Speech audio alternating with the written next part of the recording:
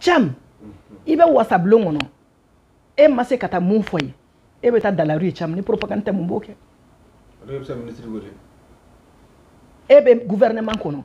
Et quand mon foyer. Et quand baraminke, et ma se ko barake. Alsa, et dans la rue, cham. Ni manipulation, ni mercenaires politiques, il y a été observé quelque chose de un révolutionnaire et un manipulateur, c'est pas pareil. Un révolutionnaire et un mercenaire politique, ou l'outil qui est quoi. Thomas Sankara a révolution, ou te dit qu'on a contre l'idéologie boula, ils sont restés éternels parce que moi c'est là que metao, ou toi c'est là que l'indéca.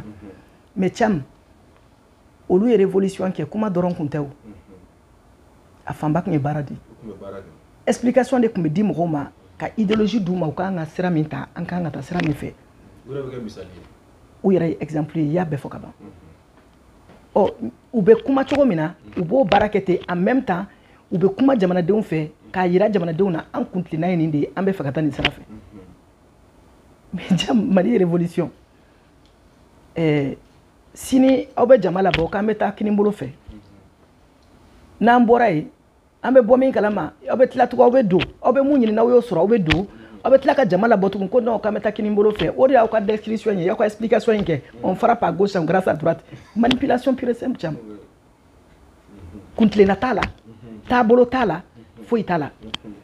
Tcham, plus de 60 ans après, que ce soit l'Afrique, que ce soit l'Occident, les pères fondateurs du panafricanisme, Modibo Keïtaou, Katabla, Sékou Touré là, ou nous on a tchama Kwame Nkrumah Mandela ou, pourquoi Djignabou torophobie?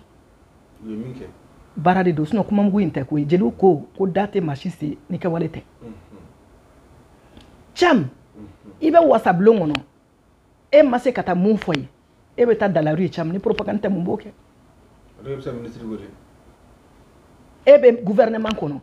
Et quand mon foyer. Et quand baraminke, et ma se ko barake. Alsa, et dans la rue, cham. Ni manipulation, ni mercenaires politiques, il y a été observé quelque chose de mena. Odato, c'est extrêmement important, cham. Mogoka donc halala. Quand il y a le tekele, quand bela jelenga akilito andala kana. Et munyato asimbe bank mama. A te fait malien ka fo de ko kunu ki yeni fo bi ki yeni fo o data banendo kumama Modibo Keïta u kumana u ka video kelente u ka vocali kelente u ka sebeni no kelente kuko ko kunu kuko ka fina ko kunu kuko ka jera Thomas Sankara ka kunu kumate ka ko kunu ka ko ka fina ka jera Kwame Nkrumah ushika kumate ko nenke me kumbuda cham kuntlina te se ka ke adamadena ko nenke me bekida kuntlina te se ka ke adamadena kede ko kunu ko bika jera o de ato an bɛɛ woloro la an bɛɛ lajɛlen yɛrɛ wolo ye mais an bɛɛ lajɛlen jogo o de b'a an kɛ halala ye o de b'an kɛ ɲamɔgɔden ye o bɛɛ ye mun ye nɛnkun jam an ka hakili to an dalakan na cam ni mɔgɔ mɔgɔ bɔra bi k'i bɛ bɔ ka kuma fɛn o fɛ la cam wallahi i bɛ kuma de parce que i tigɛlen don maliyɛnw na i tigɛlen don population na Suna cham, iko ko révolution, ibe ka tarate san duru bode, ibe ka tarate san saba bode. Mugo munu sara, M5 na. Logement sociaux taraya ka di video manu maya, ka di journalistes maya. Seulement droku be jeli bayala. Et pourtant, aw munu sera aw sigoro la, munu ñu yera soro CNT kono, munu yera soro gouvernement ngono. Cham, a mugo do bora ko lu yere ba do ko mugo me mugo fara. Mais cham gouvernement na place duruma. John Bora Kapma. Logements sociaux taraka di vidéo manuma. Adjumen willa ka keleke. Critique doronte de.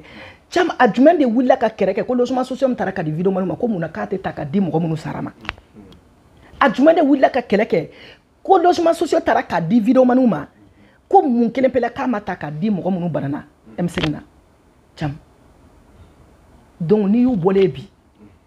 Où ira nyumana? An bɛ taa droite fɛ an bɛ taa gauche fɛ kuntilenna tabaliya dɔrɔn de don i t'a dɔn i bɛ taa yɔrɔ min na di awɔ ni intérêt ko tɛ o tɛ Mali ko ye sinon sira 100 kun tɛ Modibo Keïta bolo sira 100 kun tɛ Thomas Sankara bolo sira 120 kun tɛ Mandela bolo kuntilenna de b'u la taa yɔrɔ b'u la cam ni y'u bɔlen ko peuple ka bɔ u nɔfɛ tuguni cam u tigɛra peuple la de ni peuple in fana bɛ miiri o mɔgɔ kelen k'olu wele sɛgɛn k'a to olu k'u danbe bila ka wari d'u ma k'u ka bɔ gɛlɛya k'a to e k'i ba ka sɛgɛn kɛ f'u ye k'a sɛgɛn k'i fa n'i ba ye i k'i kɛ halala ye e k'o bila ka t'e kɛ fɛn wɛrɛ ye ko wari nɔfɛ k'i bɛ bɔ ka tugu olu kɔ sinon u kan ka ɲininka de M5 mɔgɔw logement social mun dira vidéomanw ma u tɛ wuli ka kɛlɛ kɛ ko logement social di sabagatɔw somɔgɔw ma munna u tɛ wuli ka kɛlɛ kɛ ko minnu sar'u nɔfɛ fɔlɔ u m'olu ka kɛlɛ kɛ u bɛna aw ɲɛnamaw de ta kɛ wa a tɛ san 5 bɔ dɛ cam i bɛ ka taara a tɛ san 3 bɔ dɛ donc yanni ka wuli k'a fɔ k'i bɛ hali u lamɛn i b'u ɲininka de kunu u taara minnu di saya ma olu ka hakɛ bɛ min minnu banana n'u bɛ diɲɛ kɔnɔ halisa minnu sara olu yɛrɛ lafiyara o parce que minnu bɛ diɲɛ kɔnɔ cam olu ka dusukasɛgɛ boli a bɛɛ ye dɛ a bɛɛ bɛ kɛlɛ olu de ɲɛna